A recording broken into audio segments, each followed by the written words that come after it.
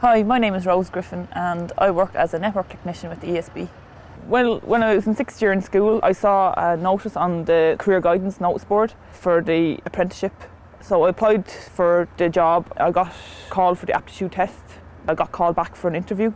You go on and do a medical then, and once you pass the medical, you start your 4-year apprenticeship. I'm given my day's work to do in the morning, but after that then I decide on what way the job is going to be carried out and which job I do first and where do I go. There is a sense of being your own boss. My job is totally outdoor. 7.5 hours out of the 8 hours you're working a day, you're outside. You could be putting a meter into a house one day.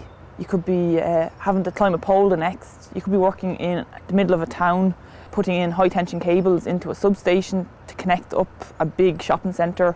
You could be on a big switch out where the power has been knocked off notified say for 8 hours, and you have to get that job done within that 8 hours, so you're working under pressure to get the job done. Health and safety plays a big part in the ESB. Everything you do, there's a safety rule to follow. In long and short, like ESB are just looking out for their colleagues when they have these safety procedures in place. The ESB is definitely one of the great companies to work in if you want to get more training and just keep furthering your career.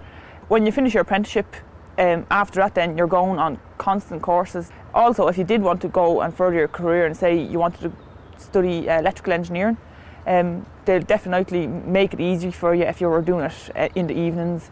The advice I'd give would be, if you're in school and you're thinking about wanting to join the ESB, do a practical subject that you're going to be working with your hands a lot, because that's what you're working with every day in the ESB. Being a woman working with the ESB, it's very male dominated, alright, but they don't make you feel out of place. Like, they help you if you need help and you get used to it once you're working there for a while. Once you finish your apprenticeship and you're on your steady wage and you can afford a car, your house, you can live very comfortably, and it's a great job to be in. And once you're made permanent, you have a good secure job there for 40 years if you want it.